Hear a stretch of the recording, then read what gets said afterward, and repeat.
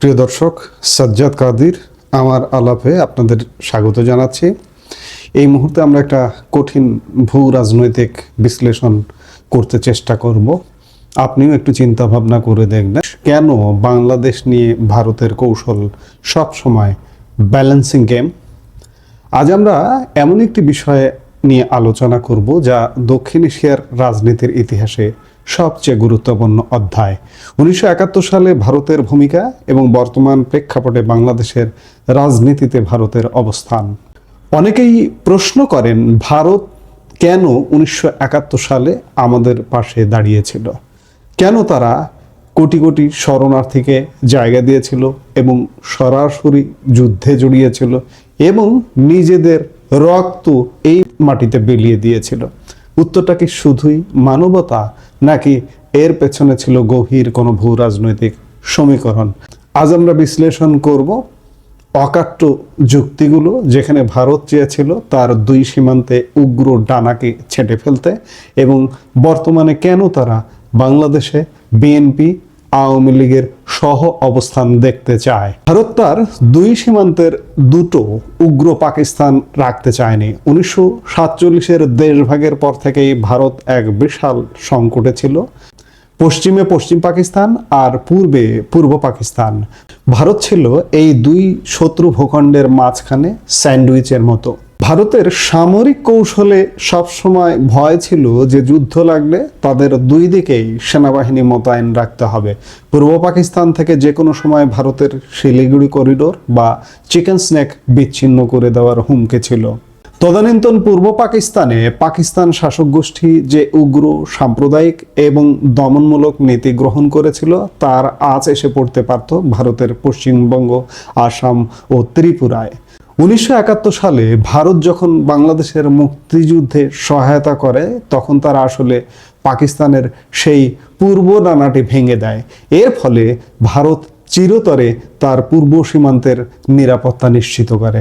পাকিস্তান নামক রাষ্ট্রটি ভৌগোলিকভাবে খণ্ডিত হয়ে যায় এবং ভারতের জন্য দ্বিমুখী যুদ্ধের আশঙ্কা 90% কমে যায়। প্রশ্ন হলো, ভারত আজীবন কেন বাংলাদেশে স্থিতিশীলতা চাইবে? কারণ একটি অশান্ত প্রতিবেশী মানে নিজের ঘরে আগুন লাগার ভয়। ভারতের উত্তর পূর্বাঞ্চলীয় রাজ্যগুলো মানে সেভেন সিস্টার্সের নিরাপত্তা সরাসরি বাংলাদেশের পরিস্থিতির উপর নির্ভরশীল। বাংলাদেশে যদি কোনো উগ্রবাদী গোষ্ঠী এবং ভারত বিরোধী শক্তি মাথা চাড়া দেয়, তবে ভারতের অভ্যন্তরীণ নিরাপত্তা বিঘ্নিত হয়। বর্তমান বিশ্বে অর্থনীতি সব ট্রানজিট, ট্রান্সশিপমেন্ট এবং কানেক্টিভিটির মাধ্যমে ভারত তার উত্তর পূর্বাঞ্চলের মূল ভূখণ্ডের সাথে যুক্ত রাখতে চায়। এর জন্য বাংলাদেশের স্থিতিশীলতা অপরিহার্য। বাংলাদেশ যদি অস্থির থাকে, তবে বাংলাদেশে মৌলবাদী শক্তির উত্থান হতে পারে, যা সরাসরি ভারতের পশ্চিমবঙ্গ বা আসামের ডেমোগ্রাফিতে প্রভাব ফেলবে। তাই ভারত চায় না বাংলাদেশে কোনোভাবেই দ্বিতীয় পাকিস্তান বা আফগানিস্তান মডেলের দিকে যাক। আপনি খেয়াল করে দেখলে দেখবেন যে দীর্ঘদিন পর, বাংলাদেশ স্বাধীনতার পর, এই যে 2024 সালে যে জঙ্গি সন্ত্রাসী আন্দোলনের মাধ্যমে আওয়ামী লীগ সরকারের পতন ঘটানো হয়েছিল, এই পতন পরবর্তী সময়ে বাংলাদেশ পরিস্থিতি দেখে কখনো কখনো মনে হচ্ছিল যে এখানে একটি দ্বিতীয় পাকিস্তানের উত্থান হচ্ছে, কিংবা এটি আফগানিস্তানের এখানে উত্থান হচ্ছে। কিন্তু 2026-এর 12 ফেব্রুয়ারি নির্বাচনের মধ্য দিয়ে এবং নির্বাচনের আগে কিছু সমীকরণের মাধ্যমে, কিছু কূটনৈতিক বোঝাপড়ার মাধ্যমে যে পরিস্থিতিটা তৈরি হলো, বাংলাদেশ কিন্তু এখানে আবার সেই দ্বিতীয় পাকিস্তান বা পাকিস্তানের দ্বিতীয় ডানাটার উত্থান কিংবা আফগানিস্তানীকরণ হলো না। এটির পেছনে মূল কৃতিত্ব যদি কাউকে দিতে হয়, কূটনৈতিকভাবে ভারতকে। ভারত সহযোগিতা করেছে কূটনৈতিকভাবে, বিশেষ করে আরেকটি রাজনৈতিক দল আওয়ামী লীগের বাইরে বিএনপিকে এক প্রকার নীরব সমর্থন দিয়েছে বলেই আজকে আফগানিস্তান এবং পাকিস্তান থেকে বেঁচে গেছে বাংলাদেশ, অন্যদিকে ভারতও বেঁচে গেছে। এখন প্রশ্ন হলো যে বাংলাদেশে দুটো প্রধান রাজনৈতিক দল আছে, বিএনপি এবং আওয়ামী লীগ। ভারত কেন আওয়ামী লীগ এবং বিএনপির সহ অবস্থান চাইবে? এটি একটি অত্যন্ত গুরুত্বপূর্ণ প্রশ্ন। অনেকে মনে করেন ভারত শুধু আওয়ামী লীগকে সমর্থন দেয়, কিন্তু একজন ঝানু কূটনীতিকের মতো ভারত জানে দীর্ঘমেয়াদে একটি দেশে একটি মাত্র দলের ওপর বাজি ধরা ঝুঁকিপূর্ণ। আওয়ামী লীগের সাথে ভারতের ঐতিহাসিক সম্পর্ক এবং শেখ হাসিনার শাসনামলে ভারতের নিরাপত্তা উদ্বেগের যে সমাধান হয়েছে তা ভারত কখনো ভুলবে না। বিএনপি ফ্যাক্টর কিভাবে নতুনভাবে আবির্ভূত হয়েছে? আওয়ামী লীগ সরকারের পতনের পর আওয়ামী লীগের আসলে সাংগঠনিক দুর্বলতা ছিল, যার দরুন ভারত একটা সময় অপেক্ষা করে করে যখন দেখেছে যে আওয়ামী লীগ আর এগুতে পারছে না, তখন কি করবে? তখন স্বাভাবিকভাবে বিএনপিকে তারা সমর্থন দিয়েছে নানাভাবে, মানসিকভাবে, রাজনৈতিকভাবে, কূটনৈতিকভাবে, বিভিন্নভাবে সমর্থন দিয়েছে এবং সেই সমর্থনেই কিন্তু বিএনপি চাঙ্গা হয়ে উঠেছে। ভারত বুঝতে পারছে যে বাংলাদেশে বিএনপির একটা বিশাল জনভিত্তি রয়েছে।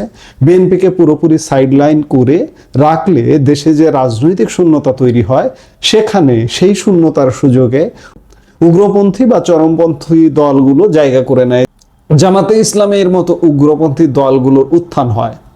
ভারত চায় বাংলাদেশে এমন একটি রাজনৈতিক পরিবেশ যেখানে প্রধান দুটো শক্তি একে অপরকে চেক অ্যান্ড ব্যালেন্সে রাখবে। এতে কোনো একটি দল চরম উগ্রপন্থার দিকে ঝুঁকতে পারবে না এবং বাংলাদেশও শান্ত থাকবে। অশান্ত বাংলাদেশ মানেই ভারতের সীমান্তে বিএসএফ এর ওপর চাপ এবং শরণার্থীর ঢল। 2026-এর পরিবর্তিত বাংলাদেশ বা পরিবর্তিত রাজনৈতিক কাঠামোতে যখন বিএনপি ক্ষমতায় আসলো বা বিএনপি প্রধান তারেক রহমান দেশে আসলেন, তখন বিশেষ করে আওয়ামী লীগেররা মনে করেছেন যে আওয়ামী লীগকে ভারত সহযোগিতা করলো না, আওয়ামী লীগের সাথে এক প্রকার অসহযোগিতা করলো বা বিট্রে করলো। কিন্তু এই ধারণাটা যারা পোষণ করছেন বা অনেকে এখনো মনে করেন যে আওয়ামী লীগকে ভারত সহযোগিতা করবে না, আওয়ামী লীগকে কেন সহযোগিতা করবে কিংবা বিএনপিকে কেন সহযোগিতা করলো, এবার আসি আমরা সেই আলাপে। অনেকেই বলছেন ভারত আওয়ামী লীগকে ত্যাগ করেছে, কিন্তু একবার চিন্তা করুন যে ভারত শেখ হাসিনাকে আশ্রয় দিয়েছে, নেতাদের আশ্রয় দিয়েছে, সংগঠিত হওয়ার সুযোগ দিচ্ছে, এর বাইরে আর কি চান? সরাসরি ক্ষমতায় বসিয়ে দিক, এটিকে চান? একবার খেয়াল করুন যে 5ই আগস্টের পর শেখ হাসিনাকে যখন বিশ্বের অনেক দেশ নিতে অস্বীকার করেছে বা নীরব ছিল, তখন ভারত তাকে রাষ্ট্রীয় মর্যাদা ও নিরাপত্তা দিয়ে নিজ দেশে রেখেছে। এটি একটি বিশাল বার্তা। আওয়ামী লীগের অসংখ্য নেতাকর্মী ভারতে আশ্রয় নিয়েছেন, সেখান থেকে তারা নিজেদের মধ্যে যোগাযোগ রক্ষা করছেন। আন্তর্জাতিক রাজনীতিতে এটি একটি সেফ প্যাসেজ বা নিরাপদ করিডোর দেওয়ার মতো।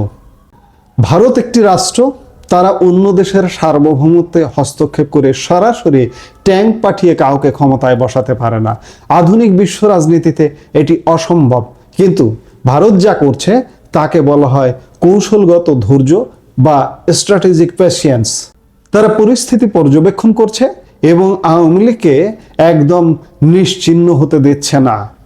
ভারতের নীতি আবেগ দিয়ে নয়, বরং মানচিত্র দিয়ে নির্ধারিত হয়। 1971 সালে ভারত তার সীমান্ত নিরাপদ করতে পাকিস্তানের ডানা ভেঙেছিল, আর 2026-এ এসে ভারত চাইছে বাংলাদেশে এমন একটি রাজনৈতিক ভারসাম্য যেখানে উগ্রবাদ মাথা তুলতে পারবে না। আওয়ামী লীগ হোক বা বিএনপি, ভারত সবার সাথে একটি কার্যকর সম্পর্ক রাখতে চায় যতক্ষণ পর্যন্ত ভারতের জাতীয় নিরাপত্তা বিঘ্নিত না হয়। যারা ভাবছেন ভারত একদম হাত গুটিয়ে বসে আছে, তারা রাজনীতির তলানিটুকু বুঝতে পারছেন না। ভারত তার তাসগুলো খুব সাবধানে খেলছে। পরিশেষে বলতে চাই যে আমরা ভৌগোলিক কারণে শুধুমাত্র ভারতের, আমি বারবার বলি যে ভারতের পেটের মধ্যে ঢুকে থাকা, এই পেটের মধ্যে ঢুকে থাকার কারণে আমরা এই যে 26-এ আজকে এতদিনে হয়তো আমরা একটা জঙ্গি রাষ্ট্রে পরিণত হতাম, জঙ্গি রাষ্ট্রে পরিণত হলাম না। ভারতের নানা রকম নানামুখী সহযোগিতায় একদিকে আওয়ামী লীগকে সহযোগিতা করছে, আরেকদিকে বিএনপিকে নেপথ্যে সহযোগিতা করছে। সহযোগিতা করে আওয়ামী লীগ যখন দুর্বল হয়ে গেল, তখন বিএনপিকে কিন্তু ক্ষমতায় আসতে একটা পেছন থেকে ব্যাপক সহযোগিতা করেছে এবং সহযোগিতার ফলস্বরূপ আজ বাংলাদেশ বেঁচে গেছে। আমি খানিক আগে বললাম ভারতও বেঁচে গেছে। এর চেয়ে সত্য আর কিছু হতে পারে না। আপনি কি মনে করেন ভারতের এই ব্যালেন্সিং পলিসি কি বাংলাদেশের জন্য দীর্ঘমেয়াদে ভালো, নাকি এটি আমাদের অভ্যন্তরীণ রাজনীতিতে প্রভাব ফেলছে? কমেন্টে আপনার মতামত জানাতে পারেন। এই মুহূর্তে এ পর্যন্তই। সবাই ভালো থাকুন, সুস্থ থাকুন। আমাদের ভিডিওগুলো নিয়মিত পেতে সাবস্ক্রাইব করুন Sajjad Kadir and the legends YouTube channel এবং লাইক, কমেন্ট, শেয়ার করে সাথে থাকুন।